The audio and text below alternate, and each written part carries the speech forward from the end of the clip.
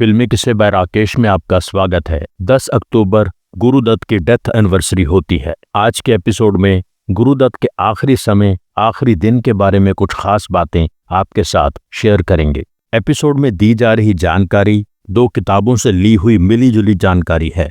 सत्य सरन की लिखी book 10 Years with Guru Dutt, Abrar Alvi's journey, Yasir Usman की लिखी book Guru Dutt an unfinished story, जिसे हिंदी में ट्रांसलेट किया है महेंद्र नारायण सिंह यादव ने, गुरुदत्त एक अधूरी दास्तान। तकदीर कहाँ ले जाएगी मालूम नहीं। तारीख 9 अक्टूबर 1964, दिन शुक्रवार। उन दिनों गुरुदत्त फिल्म बना रहे थे बहारें फिर भी आएंगी। गुरुदत्त के भाई आत्माराम और देवीदत्त एक एड फिल्म हजरत की शूटिंग कर रहे थे। देवीदत्त ने बताया था कि गुरुदत्त ने पैकअप करने के बाद अचानक पतंग उड़ाने का मन बनाया और पतंग उड़ाने लगे। उसके बाद गुरुदत्त स्टूडियो से बाहर निकले। रास्ते में कोलाबा में चिराग दीप बुटीक पर रुके। गुरुदत्त को वहां शॉपिंग करना पसंद था। गुरुदत्त के साथ उनके भाई देवीदत्त और बच्चे भी थे। गुरु ने बच्चों के लिए और देवीदत्त के लिए वहां से कपड़े खरीदे। बच्चों को घर छोड़ा और देवीदत्त को साथ लेकर अपने फ्लैट पर चले गए। गुरुदत्त अपनी पत्नी गीता दत्त और बच्चों से अलग रहते थे। ऐसा क्यों हुआ, इस बारे में बहुत सी बातें एक एपिसोड में पहले बताई हैं। गुरुदत्त और गीता दत्त के बारे में वो एपिसोड आप देख सकते हैं। उस वीडियो का लिंक इस वीडियो की डिस्क्रिप्शन में है। खैर, Guru Dutt Ark Royal Pedder road पर अपने फ्लैट में आ गए। तब उनके फ्लैट पर टेलीफोन कनेक्शन नहीं था। गुरुदत्त ग्राउंड फ्लोर पर एक पड़ोसी के मकान में गए और वहां से मद्रास फोन किया, जहां माला सिन्हा किसी फिल्म की शूटिंग कर रही थीं। बहारें फिर भी आएंगी के शूट के लिए माला सिन्हा की जरूरत अब कब पड़ने वाली थी, इस बारे में बात करनी थी। देवीदत्त ने बताया था कि शाम के समय गुरुदत्त ने मुझे कहा था कि गीता को फोन करके पूछो कि क्या बच्चों को डिनर के लिए भेज सकती हैं, मुझे बच्चों की बहुत याद आ रही है।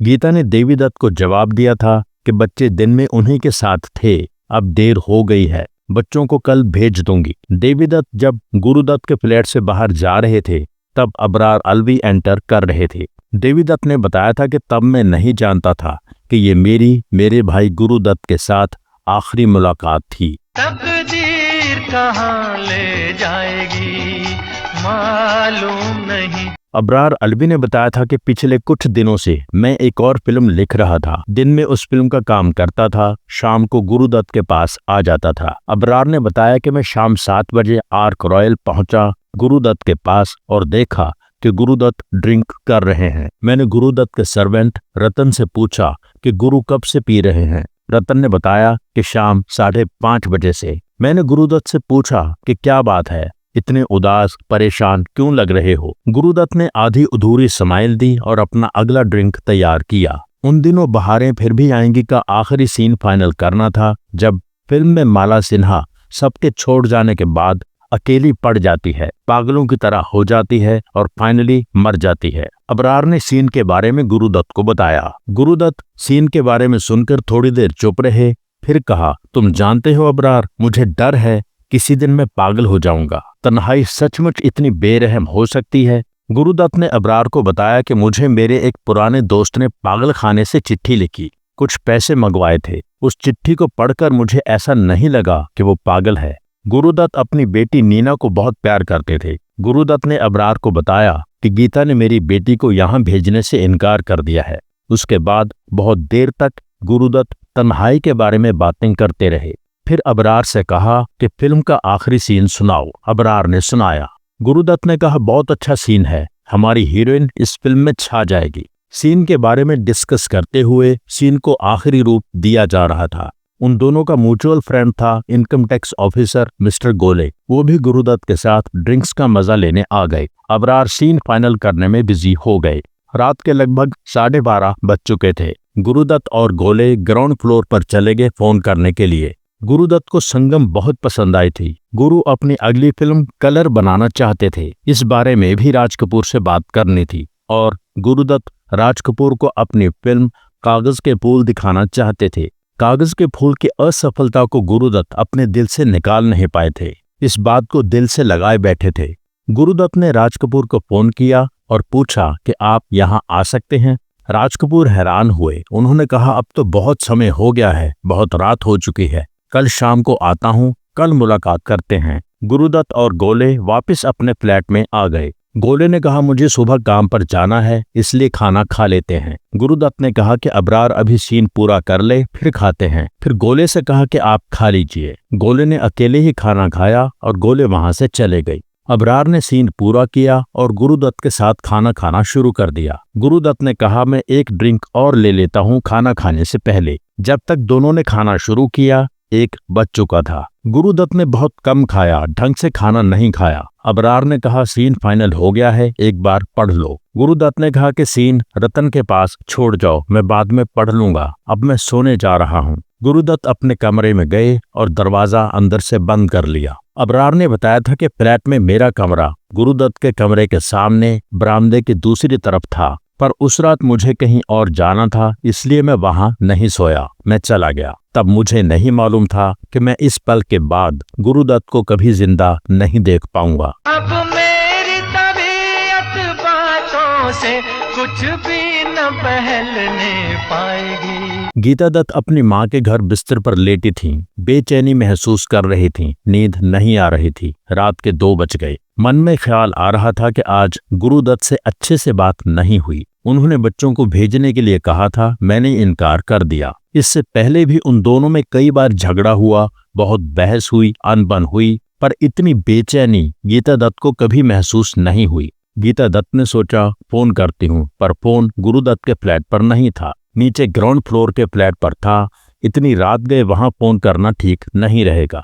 गीता दत्त ने सुबह तक इंतजार करना बेहतर समझा। देर रात 3 बजे गुरुदत्त अपने कमरे से बाहर आए। अबरार अलवी के कमरे तक गए, कमरे का दरवाजा खोला, देखा वहां कोई नहीं है। उसके बाद रतन को जगाया। रतन से पूछा, अबरार कहाँ है? रतन ने बताया कि अबरार तो मुझे सीन पकड़ाकर चले गए हैं, उन्हें वहां से बुलाऊं क्या? गुरुदत्त ने कहा, नहीं, कोई बात नहीं, मुझे विस्की की बोतल दे दो। रतन ने कहा, विस्की खत्म हो गई है। गुरुदत्त जानते थे कि रतन झूठ बोल रहा है। गुरुदत्त ने खुद ही विस्की तलाश की, एक बोतल हाथ में ली और अपने कमरे में चले गए। रतन को दरवाजा अंदर से लॉक होने की आवाज सुनाई दी। तब रतन को नहीं पता था कि वो अपने साहब गुरुदत्त को आखिरी बार जिंदा देख चुके हैं। पर दिल कहता है गर्दिश भी आखिर तो कहीं पहुंचाएगी। 10 अक्टूबर 1964 दिन शनिवार सुबह 8:30 बजे गीता दत्त ने फोन किया। फोन पर गुरुदत्त के सर्वेंट रतन से बात हुई। गीता ने पूछा, साहब उठ चुके हैं? रतन ने बताया कि देर रात से सोए हैं, अभी तक सो रहे हैं। सुबह 9 बजे गुरुदत्त के पर्सनल फिजिशियन गुरुदत्त के फ्लैट पर पहुंचे। देखा गुरुदत्त अपना कमरा बंद करके सो रहे हैं। फिजिशियन गुरुदत्त से मुलाकात किए बगैर वहां से लौट गया। गीता दत्त हर आधे घंटे बाद फोन कर रही थी। हर बार रतन यही कहता कि साहब सो रहे हैं, दरवाजा अंदर से बंद है। 10:30 बजे के करीब जब गीता दत्त ने फोन किया, पता नहीं उनके मन में क्या आया, उन्होंने रतन से कहा कि साहब के कमरे का दरवाजा तोड़ दो, उसे जबरदस्ती खोलो। दरवाजा तोड़ दिया गया। अंदर गुरुदत्त शांत पड़े थे, जिंदगी की बेचैनी से और जिंदगी से आजाद। गीता दत्त तुरंत पहुंची थीं और गुरुदत्त को इस हालत में देखकर सदमे से बेहोश हो गईं। गुरुदत्त की बेटी नीना ने चिल्लाना शुरू कर दिया, पापा उठो। 11 बजे फिजिशियन फिर आया और डिक्लेयर किया कि गुरुदत्त मर चुके थे। गुरुदत्त की माँ और बहन भी वहां पहुंची। गुरुदत्त की माँ ने बताया था कि कितना शांत था गुरु का चेहरा। मुझे यकीन नहीं आ रहा था कि मेरा बेटा आखिरी सांस ले चुका था। मैंने उसके माथे पर हाथ लगाया, माथा बिल्कुल ठंडा था। मैं उसके पैरों के पास जाकर बैठ गई।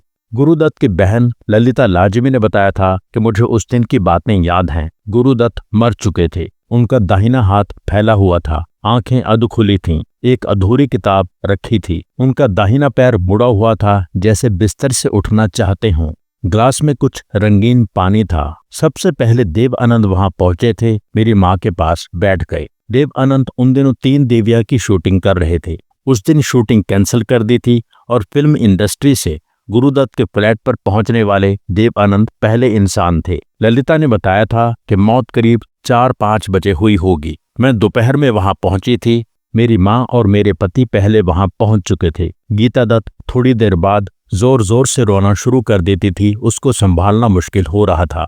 गीता ने मुझसे कहा कि आप लोग इस सब के लिए मुझे ही दोष दोगे, अबरार अलवी ने बताया था कि जब मैं वहां पहुंचा और मैंने गुरुदत्त के पास लाल रंग का लिक्विड देखा तो उसे देखकर मैं समझ गया था कि ये नींद की गोलियां सोनारिल थीं, जिन्हें पीसकर पानी में घोला गया था। अबरार ने बताया था कि पहले मैं और गुरुदत्त मजाक में इस बारे में एक बार बात कर रहे थे कि अपनी जान देने के लिए कौन से तरीके बेहतर हो सकते हैं। एक बार गुरुदत्त ने कहा था कि बेस्ट यही रहेगा कि नींद की गोलियां पीसकर पानी में घोल ली जाएं, जैसे कोई माँ अपने बच्चे को कड़वी दवा पानी में घोलकर पिलाती है। अबरार ने कहा, तब मैं नहीं जानता था कि गुरुदत्त एक दिन ऐसा खुद ही करेगा। ललिता लाजमी ने बताया था कि धीरे धीरे फिल्म इंडस्ट्री के लोग वहां आने लगे। मैं मन ही मन प्रार्थना कर रही थी कि वहीदा रहमान भी गुरुदत्त को आखिरी बार देख ले। 10 अक्टूबर को वहीदा रहमान और जॉनी वॉकर किसी फिल्म की शूटिंग के लिए मद्रास चले गए।